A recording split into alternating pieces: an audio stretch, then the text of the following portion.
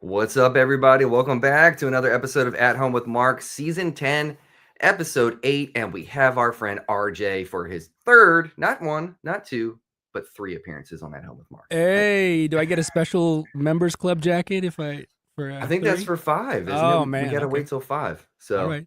but maybe I can, you know what I should do as a joke is I should get like t-shirts printed. So when you guys do hit five, I'll send you a t-shirt. Hey, that's even better. How you been, man?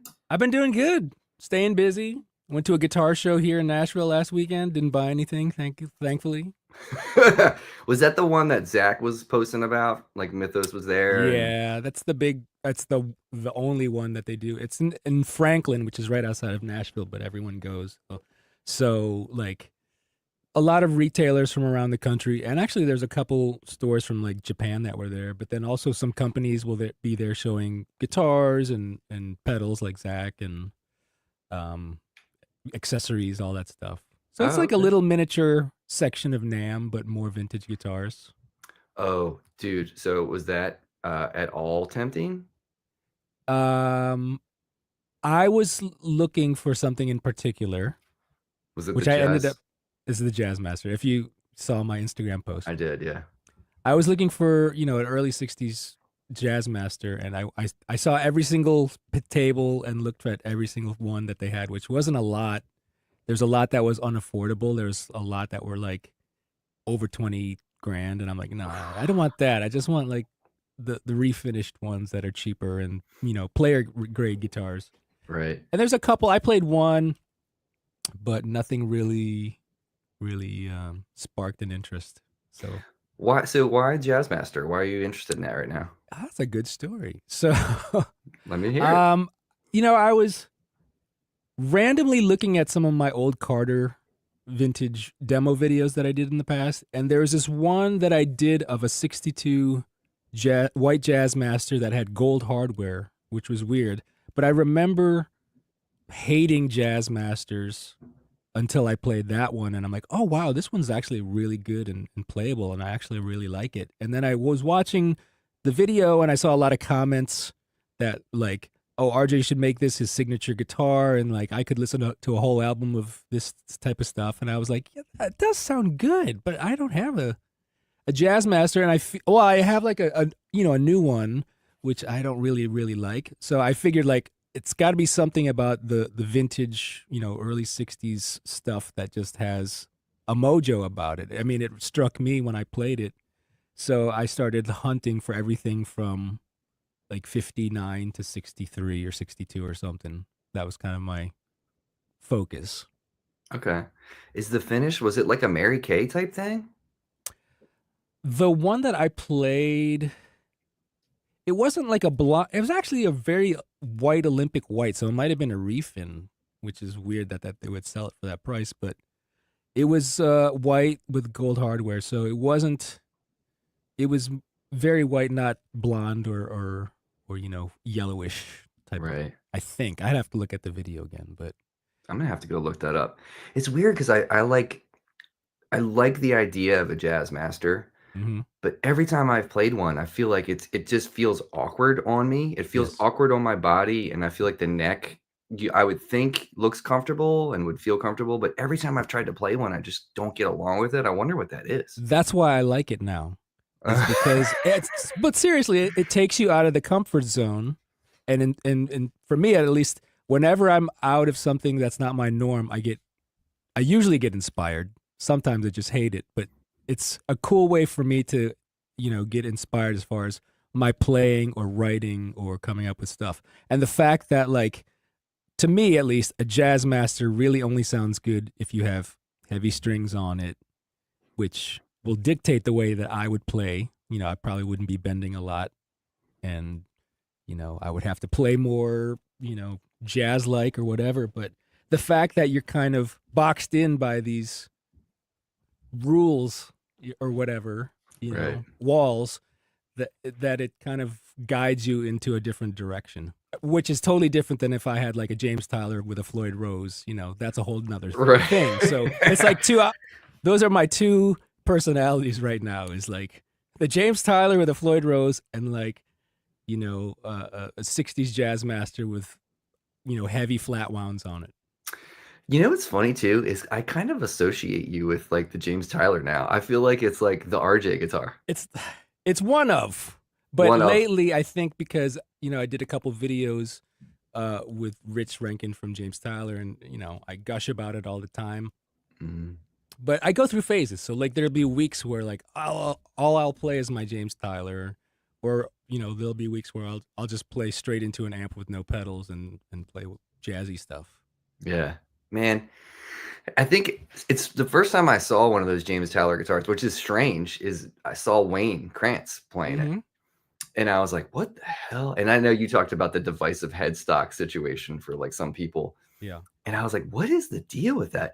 And like the more and more, it's like the more and more you see it, the more and more you like get it in I a think, way, yeah. like because now it doesn't bother me. But the first time I saw Wayne play it, and he put like electrical tape over all the different, like the Tyler Yeah. script, and I was like, that's a strange headstock, but like no stranger than PRS in a way, the pointy, you know what I mean? Yeah. I think, well, I'll tell you that headstock probably bothered me for a good 35 years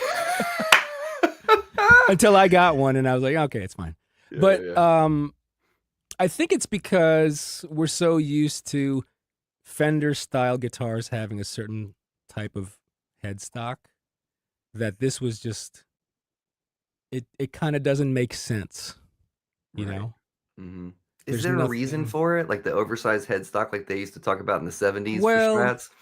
what Rich says originally they I think it was kind of the logo that James Tyler came up with kind of informed the why here. Where's mine? Oh, yeah, grab that sucker. So I just got this back from the factory because they put in my LA switches. But Oh, so cool. Hold on a second. What's that? What's an LA switch? I don't know about that. so this was a video I put on Instagram, but it's basically this massive amount of like switches Oh, that controls like the series, parallel, split stuff on all these things. dude. These are he actually put a secondary coil underneath it to make these noiseless. That's something that Tyler does. So these Right. are like the original single coils that I had, and then they put a dummy coil. That's what it's called, like right here on each single coil. So these are actually humbucking now Oh, or wow. noiseless. But and then there's like an onboard preamp, and then I can get neck and bridge, kind of like tele sound. It's totally overkill, but that's what like Mike Landau and Dan Huff used on all those '80s things, and Okay. there's a magic tone to it, magic That's sounds that awesome. you can't get with anything else. But that I believe Rich was saying that Jim came up with this type of logo, and he just kind of since he wanted the repetitive stuff, which actually I think he got from a letterhead of some other business that he saw. Oh, interesting. So this idea came from a letterhead, and then he liked this idea of the repeated name, and then he wanted to fit all these names on it, so he just expanded the wood down here. And then this, I think he was saying, because back in the day in the shop they would use guitar hangers that were like V-shaped, like not like what we have today that kind of hug the neck. They were like just basic things like this. Hmm. So these would hang nicer, I guess. Interesting. So it's kind Okay. of functional, but also a design choice. Right. Huh. Well, I can get behind that. That's fine. Yeah. That's cool. I like that headstock too. I mean, it's with that like dark black charcoalish color, with that font on it. It doesn't feel as busy, even though it like people might think it's busy.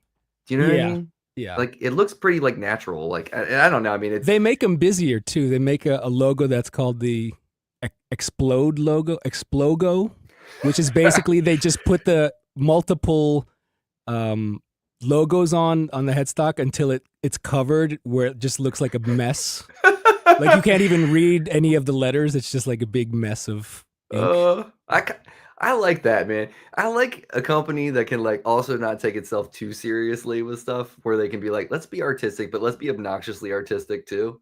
Oh yeah, You you know? can get a stamp on the back of the headstock that says "Built in America by assholes."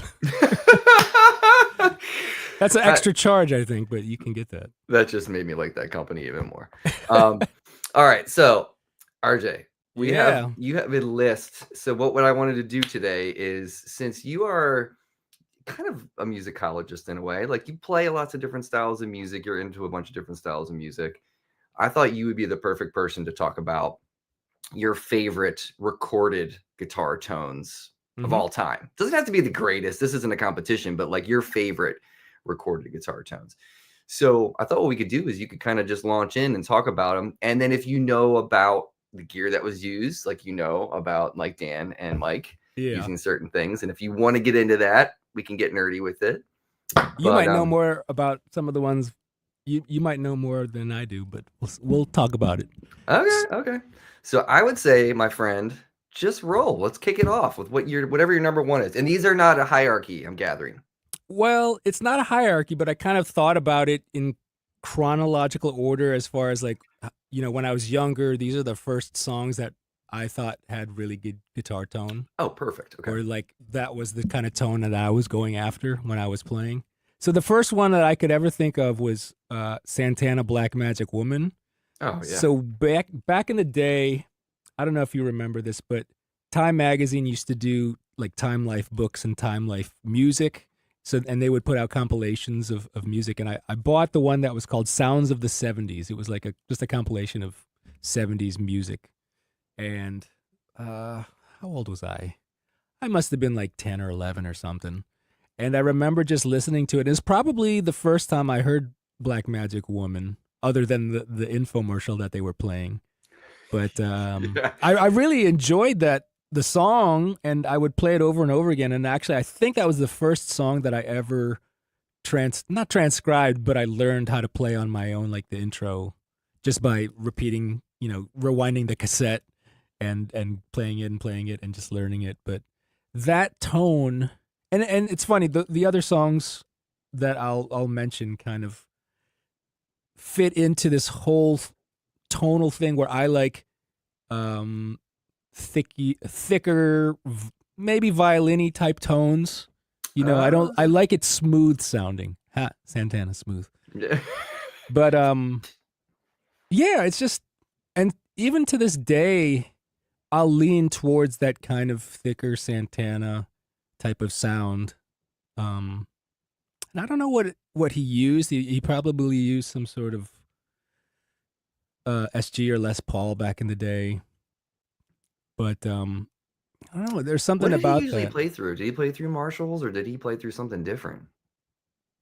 Early on, I'm assuming it was Marshalls, Mm-hmm. but obviously he went through, I think a Yamaha period or definitely a Mesa Boogie, and then I would think Marshalls back in the day, Okay. but that's a good. I should look that up. I just trying to think about. I mean, like I would gather at Woodstock there was probably stacks of Marshalls behind him, Yeah. and I mean, I don't know. I don't remember right now off the top of my head. Even thinking about like the Rob Thomas era. Was that Supernatural? Was that record? Is that was Mm-hmm. called? And I, seeing them like on an award show or something. I don't remember seeing Backline on the stage because that wasn't, obviously, no one gave a shit about Yeah. when they were just like concentrating on Rob Thomas and Santana. But it's weird because I can't remember. But that might have been a Mesa era. Yeah, I mean, I feel like once he started using, I mean, he was probably one of the first people that used Mesa Boogie. I feel like he was just with Mesa Boogie for this whole time. Probably still now. I'm assuming PRS Mesa Boogie has been his thing since the Right. 80s or whatever. And in I think he started using Mesa Boogie in the 70s. So whatever he was using in like the late 60s must have been Marshally. Right. But I could be wrong. It could have been like a modded Fender or something. Yeah. I mean, you But can't deny that tone either way. Whatever yeah. it was, it's pretty damn good. But around the same time, my second one that I could have thought of was Clapton with Cream on the live Crossroads Oh song. yeah. Because when I was, I think 11, I got the Eric Clapton, I think it was Crossroads box set. I actually got 2 copies of it because someone got me that for my birthday, and I already had it. But that was like the one song that I just listened. Most of the Cream stuff I listened to over and over again. You know, it's basically all of Clapton's career up to that point, which would have been 85, 86. But everything from the Yardbirds to John Mayall, Cream, Derek and the Dominoes, so up to the solo stuff. But I just listened to the Cream stuff, you know. And at that point, I don't even think I owned any full length Cream albums like, you know, Disraeli Gears or whatever. I just listened to whatever Cream songs were on this box set. That's all I knew. So, you know, Crossroads, Sunshine of Your Love, White Room, those were my favorites. But for some reason, Crossroads live was awesome to me. And it wasn't until I was later in, you know, an adult that I discovered he used the 335 on that. I just figured he used his painted SG for everything in Cream, you know. Yeah, I was going to ask you if it was a 335. Dude, we were talking about Severance before we came in here, guys and gals. And man, like, how about the music in this season? And how about that version of Sunshine of Your Love? Mm-hmm. I had never heard that. I was like, why have I never heard this version? It's so this good. Cover. Oh my God, dude. The music in that season, in this season in particular, I don't know who was the music supervisor and who's choosing the music. I could have been Ben Stiller for all I know, because he seems pretty hip. Yeah. But man, pulling some deep cuts, covers, and old funk stuff, man. Anyway, got distracted because I started thinking, as soon as you said that, I started thinking about that cover. And I was like, man. Yeah. Thank you for reminding me of that one. Yeah. That's a good one.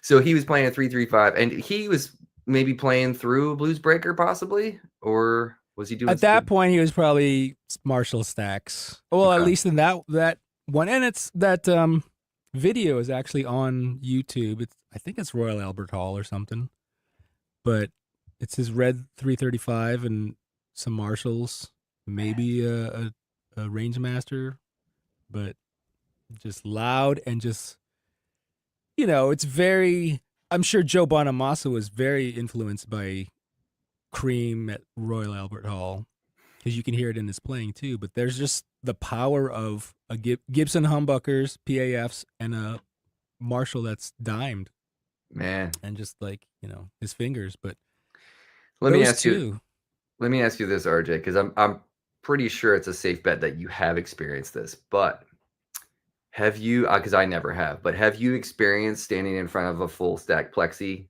plugging it in, cranked? Or otherwise, or getting just a good tone? Like, have you ever experienced that? Okay. I mean, I have a 100-watt modded plexi. Oh, I don't have a full stack, but at one time in LA, our rehearsal studio, the band that I was in, we had an extra 412, and I think I put that amp through it. I think I fried it wasn't a tube, it was a fuse, I think, on that one. But then I plugged in my 60s Fender Bassman that I had through the 412s, and that sounded killer. I bet, man. I've played through a 412 once, and it was for like just 2 minutes because I had a repair that was being done on a head, and he just plugged it into that 412 cabinet, and I was like, oh my God, dude. Like, I mean, it's really the biggest sound you can get, and it can be loud, but it's also, you know, the fact that it's this. Well, I'm like 5'7.5", so it's basically my entire body length of just speakers coming at you. Yeah, man. But there's something about it that is just like the way that the air moves. I just remember being like, holy crap. Because once you hit a threshold of noise and of sound level and decibels, like, there's only so much more it can do, you know, when you've got an amp like that. But, you know, that experience is something I hope everybody that plays guitar can do at least once, because playing through a 412 cab, not 812s, I haven't done that, but like 412s in and of itself, pretty rad. Yeah, that's just, I mean, if I had my way and I wasn't playing something specific like blues or surf or something, if I was on a country gig or an R&B gig or a rock gig, I would want a 412 cab situation. Heck yeah, dude. Because when you've toured, like, what has been your biggest rig? The biggest rig. Well, it wasn't my rig, but when I subbed for Stone Sour a couple years ago, I was using Josh Rand's rig, and he was running Hughes and Kettner tri-axis amps. I think they're 100 watts, and I couldn't tell you where the cabs were. Mm. I don't know where they have no idea. Actually, I just remember. But a big old sound. Yeah, it was. I don't think the cabs were actually on stage behind us. Now that I think about it, so a lot of times production, they'll keep everything off stage for the look, but so you're not getting the pushed air on stage as you would have if you were Cream in Royal Albert Hall or whatever. So it is a little bit different, but I think that was probably the only rig that was like a 100-watt amp, 412 situation. Mm-hmm. Everything else has been like either, a small combo amp or direct, line 6 stuff. This was before Helix and Kemper and all that stuff. I had line 6 and Johnson amps were the only digital modeling solutions in the early 2000s. Oh man, dude, there was at Berkeley, there was some of the rooms that had just a bunch of spiders. Yeah. Bunch of line 6 spiders. So like if you were going to rehearse and you knew you were going to be in this one room and there was only one Fender amp and there was like a couple guitar players, like you get your ass there early, so you don't have to use the spider. Because those amps were rough, dude. I mean, it's come a long way, man. That Helix stuff is money, but like those spider amps were atrocious. Like, when I was in school, we had to carry our own amps to every class. And God, I can't imagine. A lot of people just had like a cymbal, like a deluxe reverb or something, but we had these. It's so funny. I feel like it wasn't that long ago, but it was before they had like actual gear cart. Like Guitar Center would sell the gear carts, right? So we would just get like luggage. You remember the old school luggage carts that were just metal and they would just like fold up and you put your little hand truck. This is even before luggage had wheels. So you had to actually buy. You actually had to buy an extra cart to put your suitcase on to like roll it. So this is how old it was. But we would just basically bungee our amps to the luggage thing, and then we could put the whole thing in our locker and then leave or whatever. So we would just have it attached, 24/7 to this stupid luggage cart. That's awesome. Oh my God. There's so many, I have so many memories of just like racing to get to a room because like I don't want to play through that piece of shit. It was like a sense of anxiety for no reason. But all right, what's your next one? Let's see. So after that, I feel like once I started getting into like 8th grade, I got a little more serious. So like Jeff Beck, the song in particular, Goodbye Pork Pie Hat, which was probably, so that was on Wired? Why was it on Wired? Yeah, it wasn't on Blow by Blow. I think it was on Wired.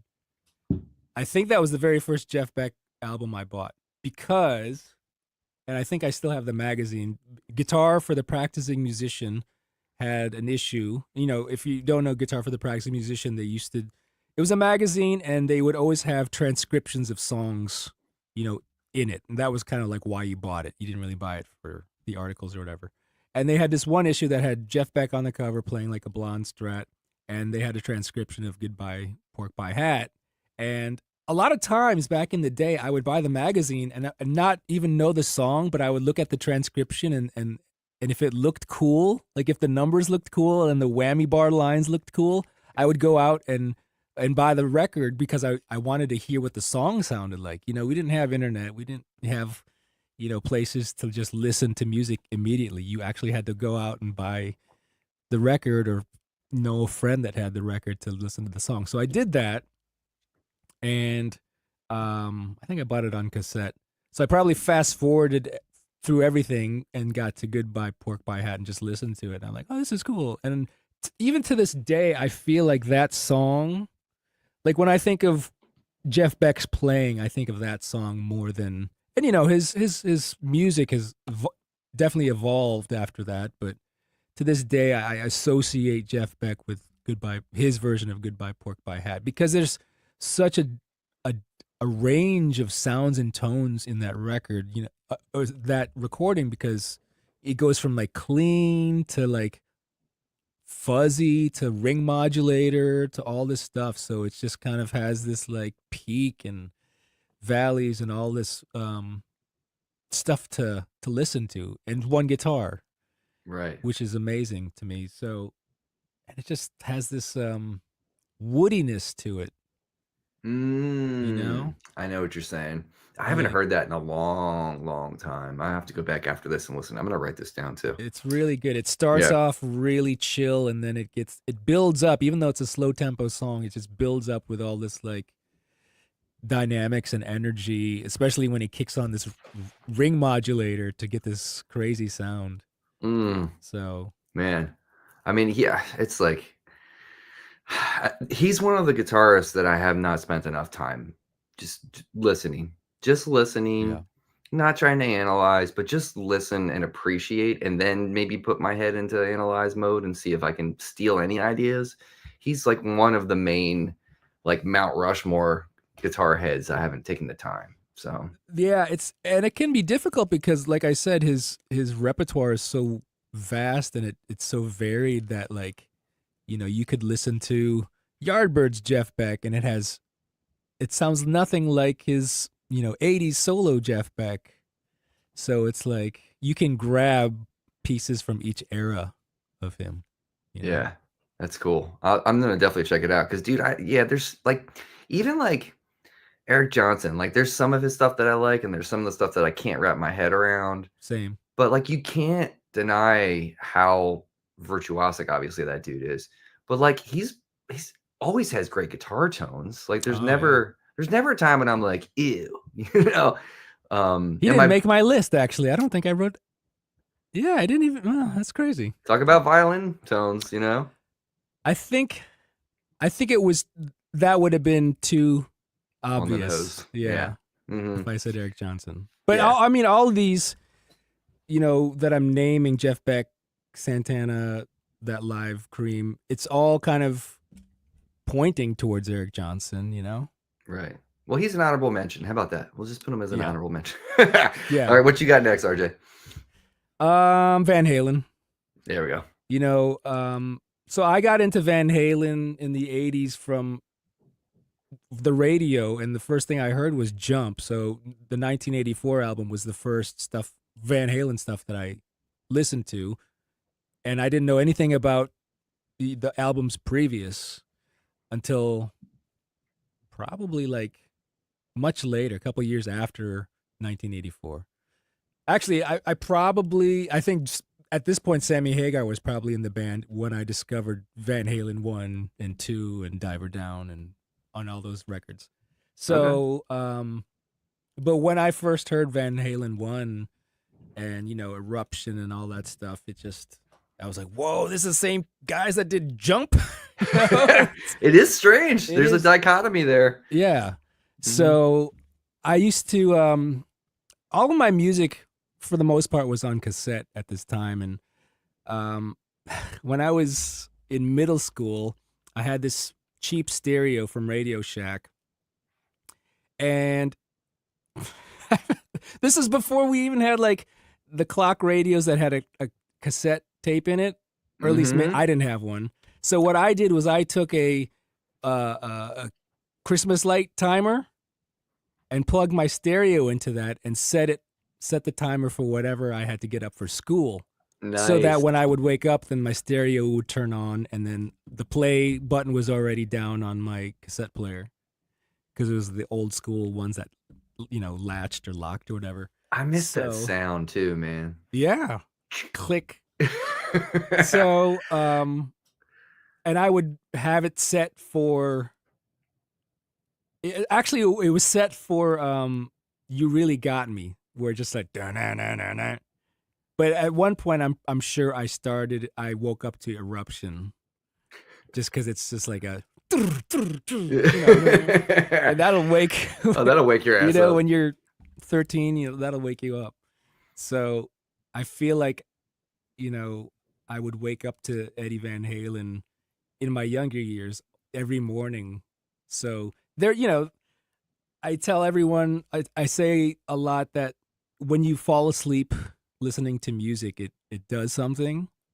It's a great way to like learn songs or memorize songs is you just listen to the music and just fall asleep. Because when you're going into your sleep cycles, it you retain it a little bit better. But I guess when you're waking up to it, or in the middle of a dream, and you hear Eddie Van Halen, it's gonna change you. It's gonna do something to you. Well, So it's like Back to the Future, man. It's like getting woken up. You know what I mean? exactly. Oh But man. it's like that sound is, I can hear it in my head. All of these tones, if I just sit here, I can hear the sound in my head, which means that like I remember them so much because I've listened to the music so much, and it's something that I like. Yeah, man. That's awesome.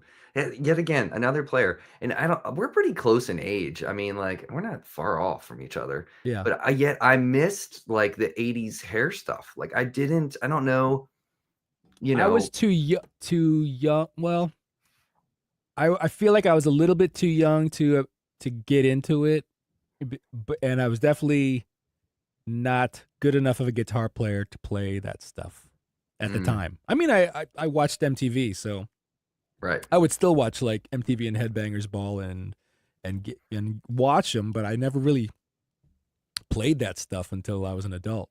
Yeah. Yeah, I mean, obviously, dude, here's a funny little story. Here's a little aside.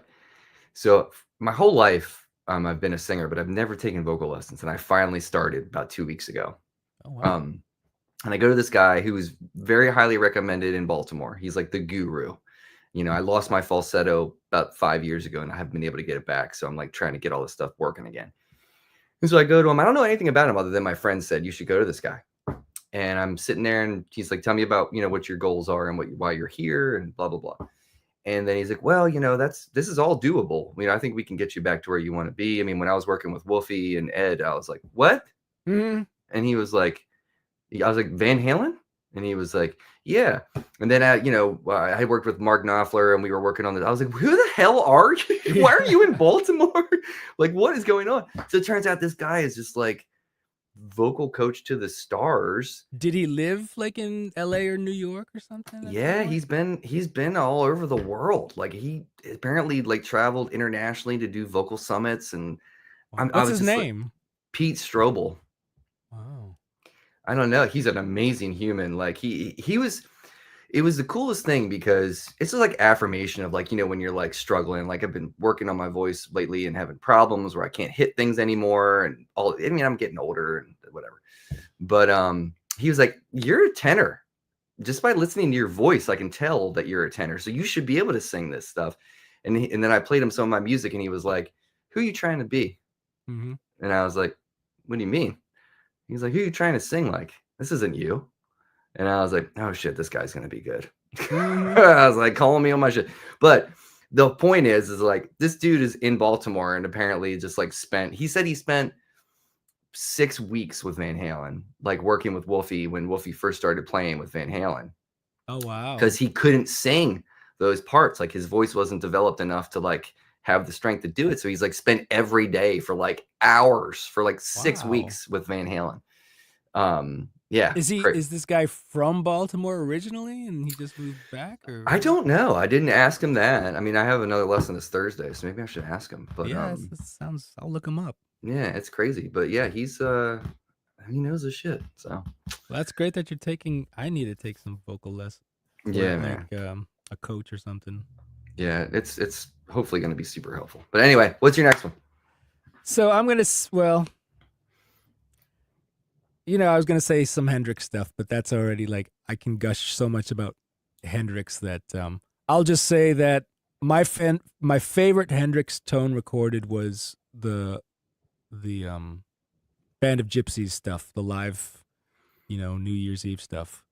Blended are a bad sign. That shit is ugh, It's man. just I mean, and I've listened to everything, but for some reason, like it just has this fire to it. Totally. It's my Yeah, favorite man. tone. So that's the only Jimi Hendrix I have on my list. Okay. But Then we get into like the 90s, I guess, when I was in high school. So I don't know. My music tastes were all over the place once I got to high school, but I was thinking that the Smashing Pumpkins had a song called Hummer on Siamese Dream, right? Yep. And just that fuzzy sound is that one in particular, because Corgan always had some really cool fuzz sounds, but for some reason, and Siamese Dream isn't my favorite album, but for some reason, like that song in particular, it's like, oh, I love that fuzz sound, and I don't know what he used. Is that the thing where it was probably a big muff, but is that with the op amp? But is that when I think he had like his tone rolled off and it was very It's nasally, yeah, yeah, yeah, yeah. yeah. I know what you're talking about. Yeah, that was rad. Yeah, that's a good But record. yeah, I mean, I love the way that record was, produced and recorded and everything. But Gish and Siamese Dream are really the only two Pumpkins albums I like, and Me that's too. probably just my age. That's how I grew up. But yeah, I was just listening to Siamese Dream the other day. I'm like, this Hummer song is a good one. I like that sound.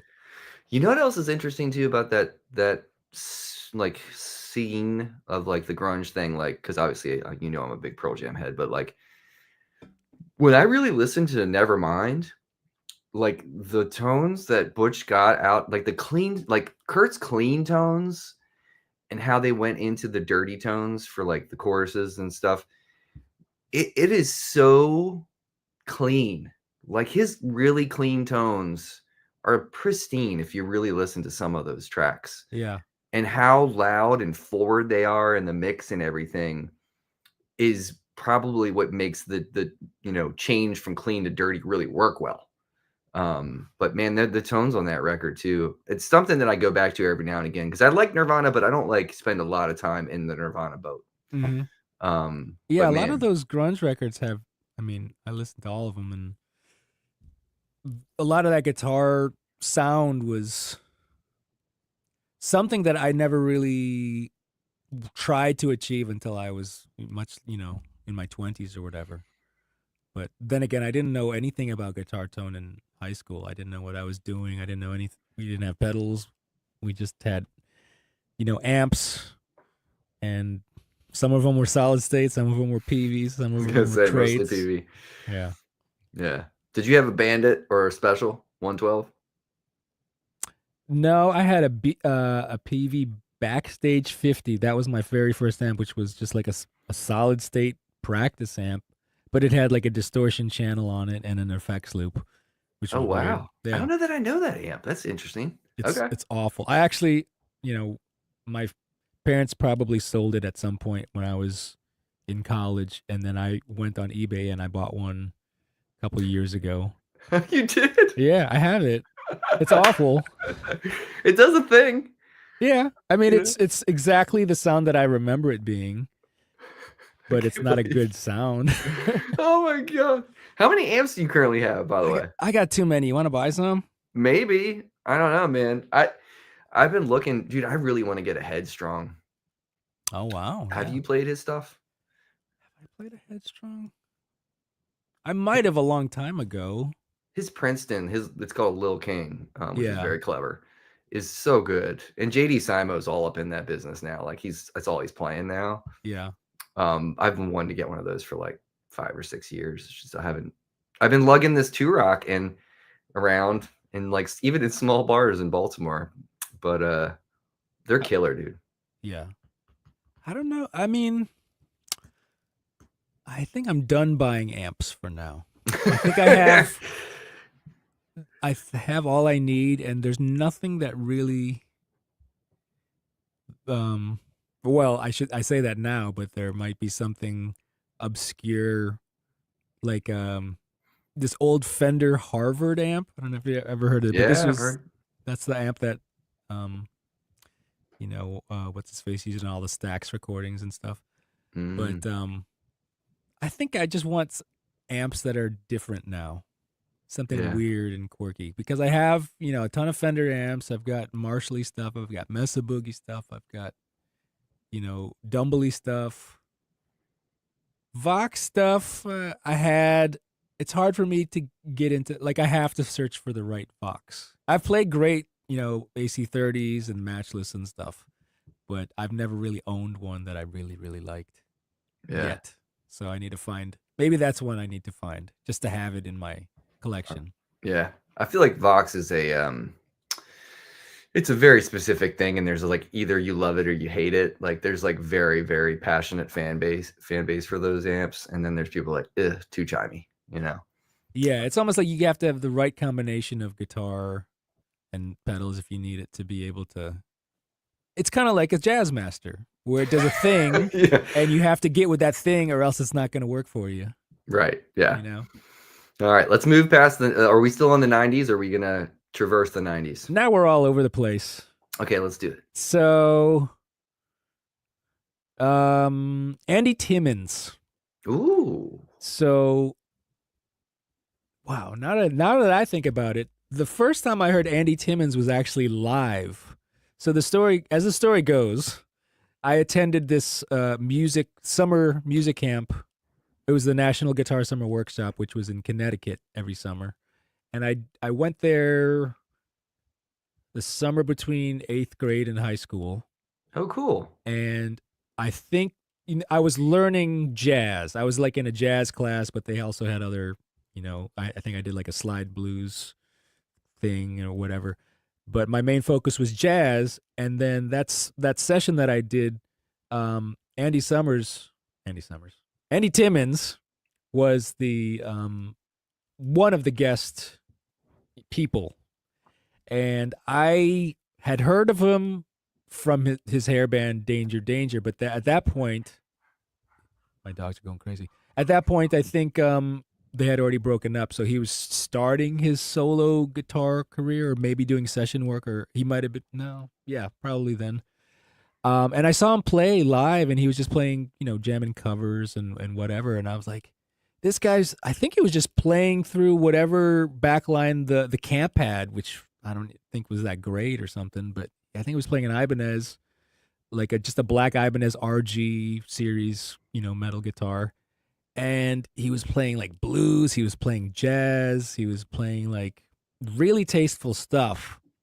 And at the time, I didn't know what tasteful playing was, but that was it. And it's funny, I had a bootleg, I had a cassette recorder, and I had it.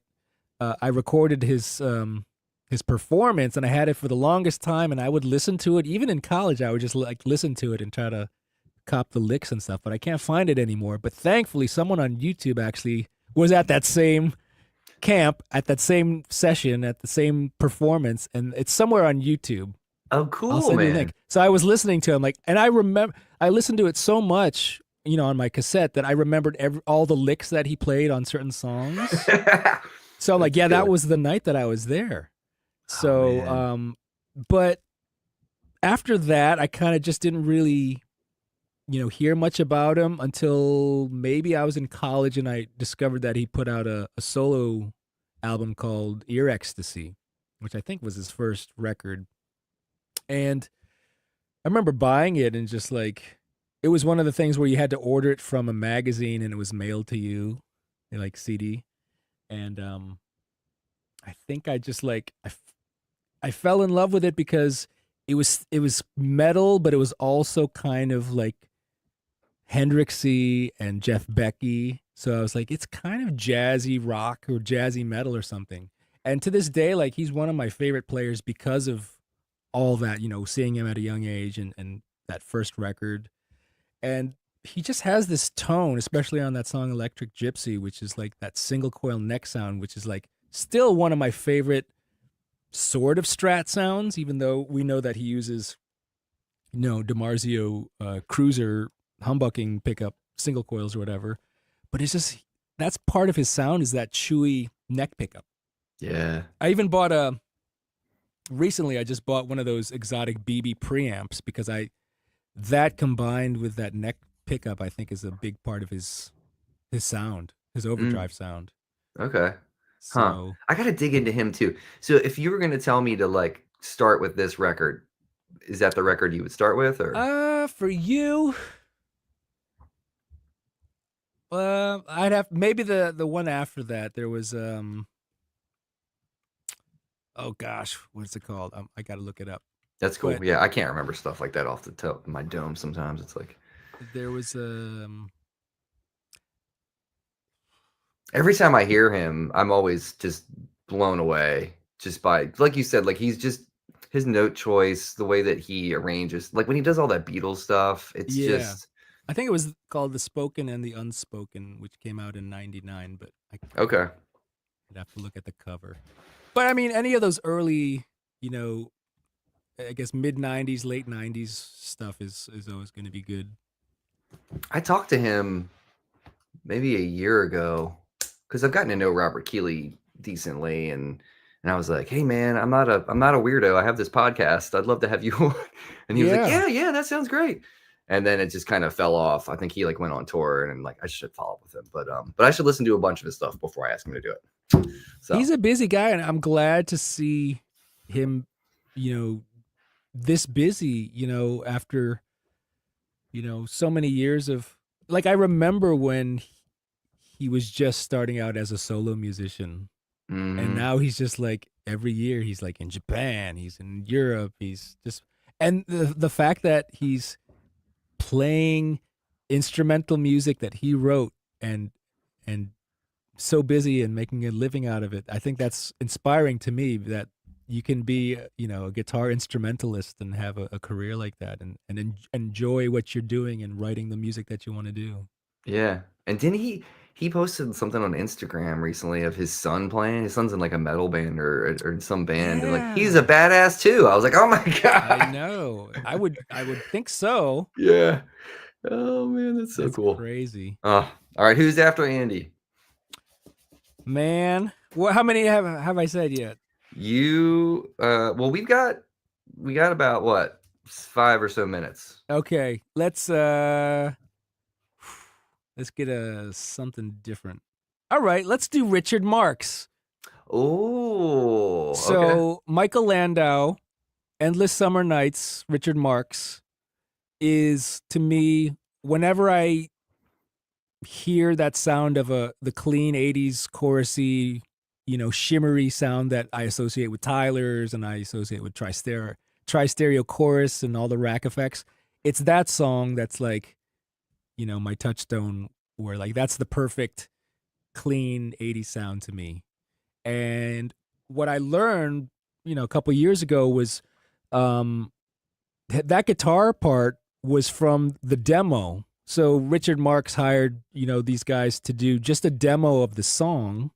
And then I think when the record company bought it, they're like, re-record it.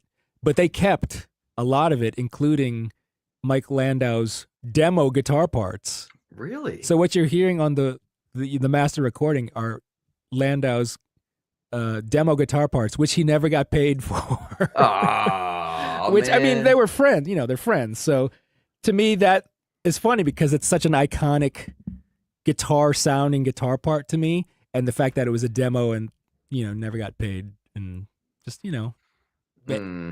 he probably made it up right on the spot and whatever, but it's such a great sound.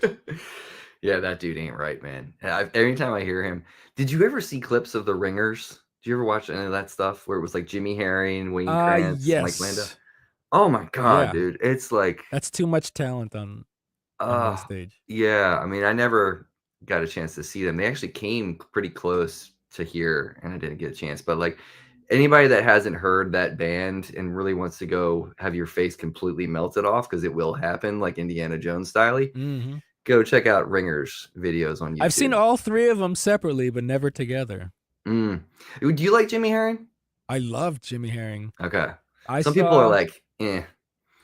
well, okay, so we'll talk about, I wouldn't say he's one of my favorite guitar tones. He's not on the list, but I guess he was when the first time I heard him was on that Bruce Hampton Aquarium Rescue Unit live record or something. I'm like, who is Mhm. this guitar player? He's amazing.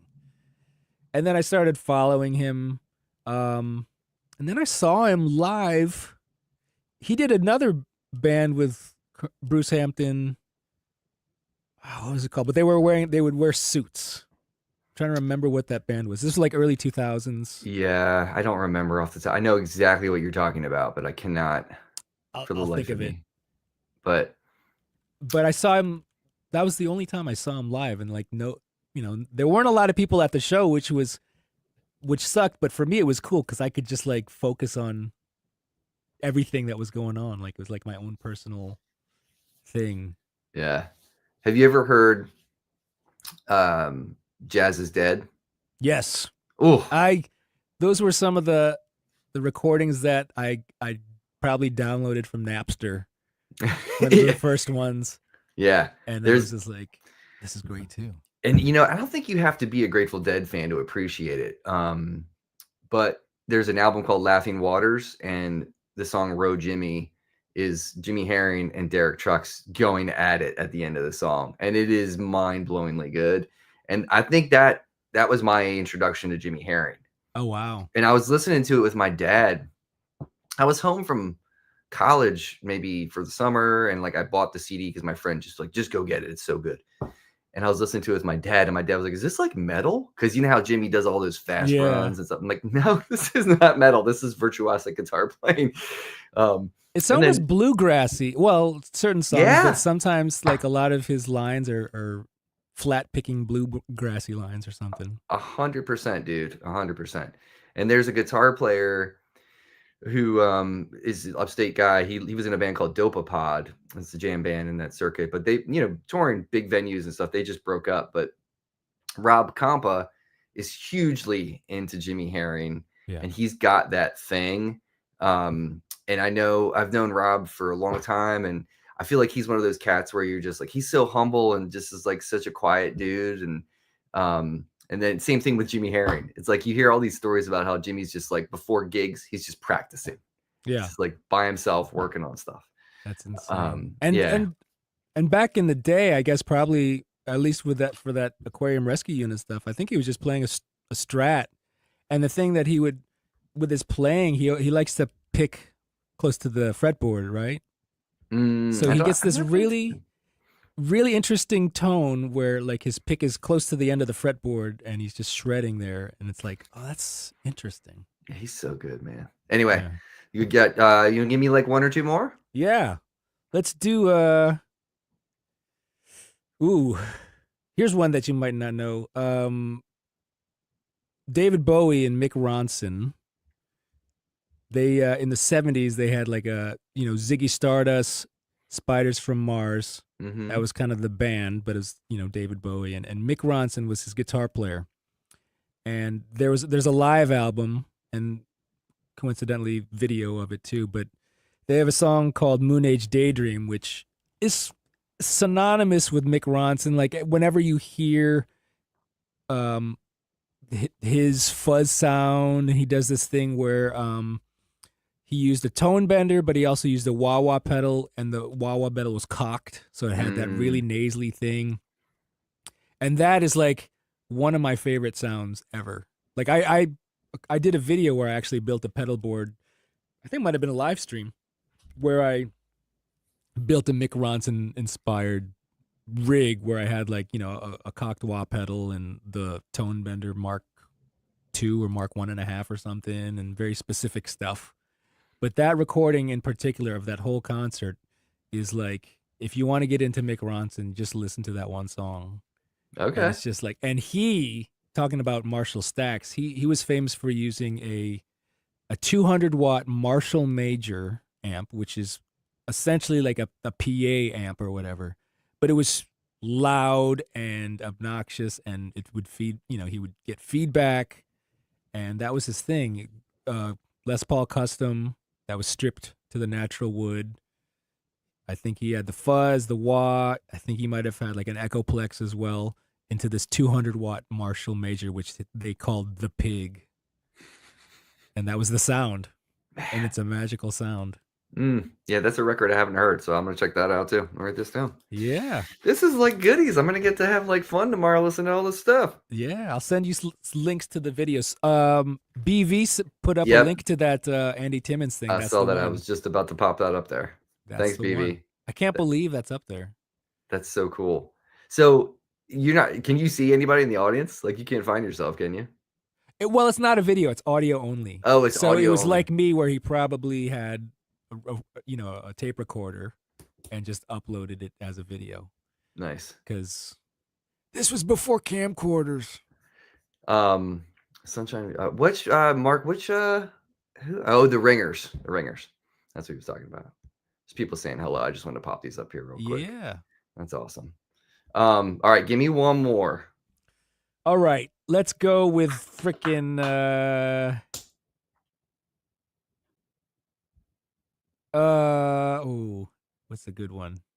Dwayne Allman live at the Fillmore East, Enough said.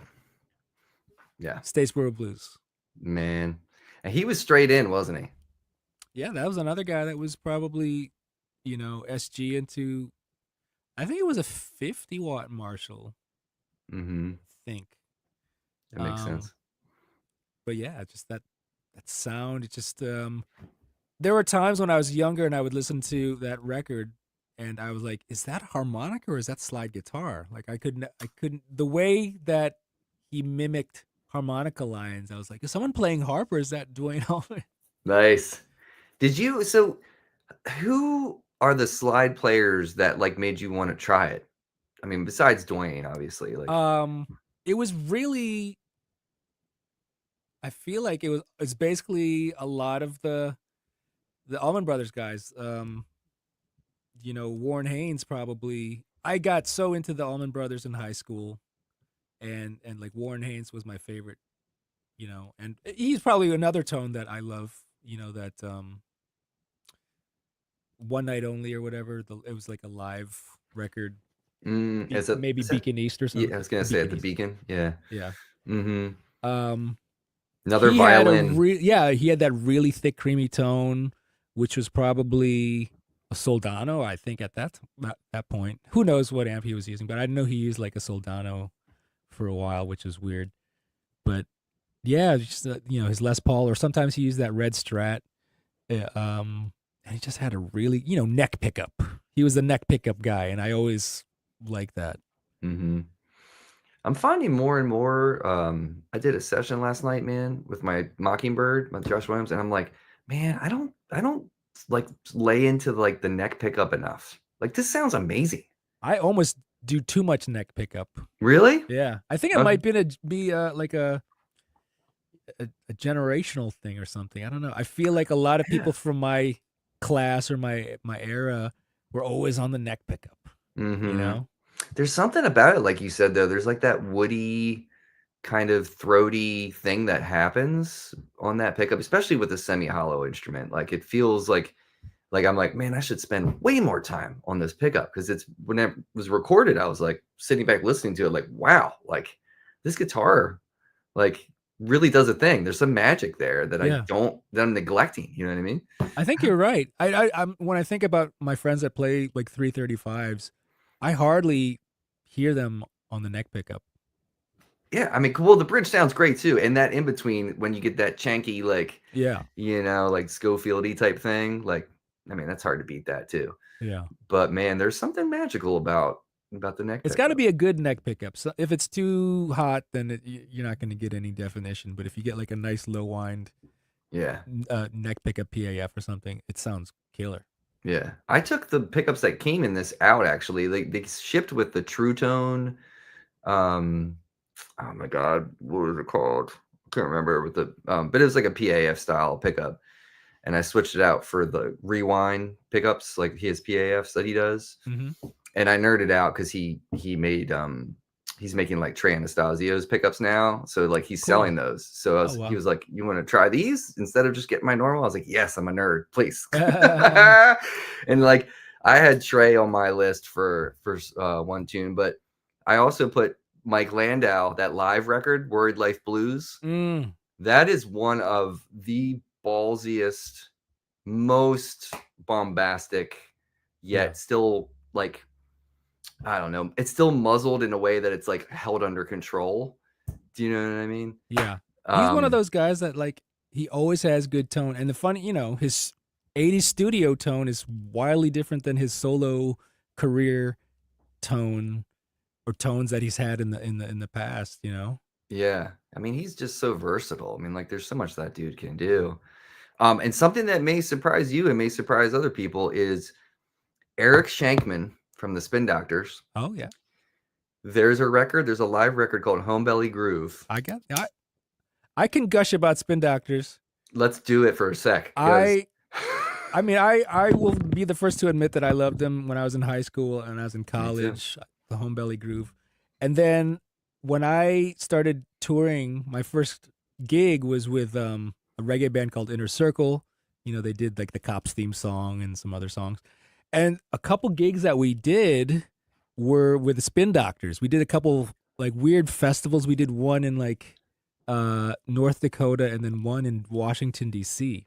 And I Oh, remember hanging out with like Eric and Aaron and the bass player, I forget his Mark name. White. Yes. Hmm. And I still have Dude. a picture with Chris somewhere.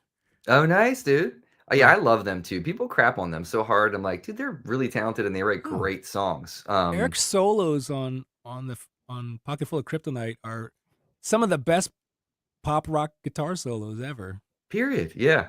But that song on Home Belly Groove, Sweet Widow, Mm-hmm. I remember that. that Strat tone. I had him on the show and I was like, do you remember what that was, what that rig was? And he was like, I have no friggin' clue, dude. I cannot remember what I was using on that Yeah. recording.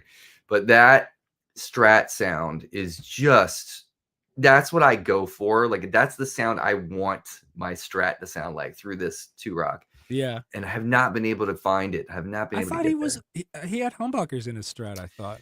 He did. So he had a Sir, he had the Pensa Sir, Pensa, yeah. and it was a 3 humbucker Yep. instrument. But I think that I think he was on the neck pickup. I'm pretty sure, because it's got that like beef, but it also has this edge. Because I feel like he used to, from what I could tell, it seems like the amp was pretty bright, Mm-hmm. but he must have had that just exclusively using like the neck pickup on there. And maybe he controlled everything else with his tone knob on his instrument, but I cannot figure out Huh. I'll what have it to is. listen to it. Oh God, it's such a good thing.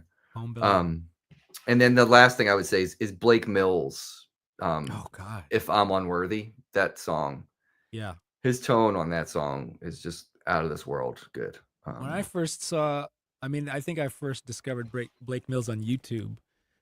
He was playing. He might have been playing a baritone. This was, I think, he was doing the Lucinda Williams gig at this time. This was early on, and I just was like, "Who is this guy, man? He's just a young kid, and he's like super, super tasteful for his, for his age or whatever." mm-hmm. And then I started. What he did something on like Conan with one of the Haim sisters. I can't remember what it was. And yeah, he's just one of those guys that is constantly inspired by stuff, and you never know what he's gonna do next or what kind of music he's gonna get into or whatever. But Yeah, slide playing, oh my god, yeah, he's one of my all time favorite slide guys. You yeah. know, He's got like a different approach. It's like just different enough, and I think even like his ears, like when he produces records, like most of the records I've heard that he's produced, I love them, even if I'm not super familiar with the artist. But mm-hmm. I mean, he produced one of my favorite Dolls records, which is called "We're All Gonna Die," Yeah, and he got so many good sounds on that record, and like in particular stuff that Lee Pardini was doing with the keys, like he had all these really cool approaches and different ideas. There's actually a mini documentary on that making of that record on YouTube, and there's one song where they put like some guitar pedal through the clavinet through the Leslie, and that's how they wow, got the sound. yeah, And it's called "Roll with the Punches." But I mean, he's just he's on another planet. Like as far as like people that are creatives, Homeboy is like off the charts creative. It's yeah. crazy. He's one of those guys. Um, all right, RJ, let's do the lightning round get down, man, so I can get you out of here. You can eat dinner. Let's do it. So this time, since you've done this 2 other times, what we're gonna do is, since we were talking about songs, we're gonna do song versus song. Okay, So same band, 2 different songs. You got to let them fight it out here. so I got to pick one. Pick one of the songs, which is one or the other, which you Okay. prefer. All right. First one. Comfortably Numb or Money? Comfortably Numb. Highway to Hell or Dirty Deeds? Dirty Deeds. Don't Stop Me or Killer Queen? Ooh. I like Don't Stop Me, the song. Okay. As a whole. Head Over Heels or Shout? Shout. Lovely Day or Kissing My Love? Lovely Day. Panama or Hot for Teacher? Panama. I Won't Back Down or The Waiting? I Won't Back Down. Okay. Happiness is a Warm Gun or I Am the Walrus? Happiness is a Warm Gun. Baba O'Reilly or Eminence Front? Ooh. Baba O'Reilly. Okay. Bungle in the Jungle or Aqualung? Aqualung. Nice. It takes a while because I have to hear the song, like a snippet of the song in my head, each song. So I'm like, which? And then you're like, oh, the solo's great in this one, but as a song, as a whole, I like this one. So that's hard. Yet another band. It's a lot of thinking. Yeah, you did well. You cruised right through that, man. Jethro Tull, yet another band. People crap on. I don't know why. Friggin' talented. Super talented. Great songs. Yeah, I had the Aqualung record growing up. What's wrong I with only that? listened to Aqualung, but it's a good record. There's a lot of great songs on it. All right, RJ, if anybody is listening on Spotify or on Apple Music, we'll tell everybody like your different handles and everything. I'm going to pop them up on the screen. You got Instagram at RJ Ronquillo, right? Yep, you got it. And then you got your YouTube channel, which just put his name in. You'll find him easily. Very easy. I'm around. I get around. You are all over the place.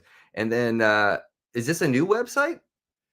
This is, I've had that URL forever, but there's nothing really on there, just links. So it's really more like a link tree type of thing.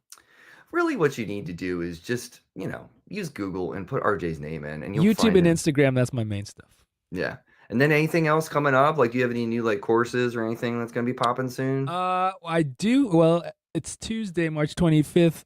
Tomorrow there's some exciting news that I can't divulge right now because you got to wait till tomorrow. Okay, we can. But other than that, that's it. Man. Well, man, it's always fun to hang with you and talk about stuff like this. So you're just such a wealth of knowledge, and it's great to just hang and shoot the shit. So thank you. It's always fun. Thank you, Mark. Yeah. Mark. Wait, let me say it again. Mark.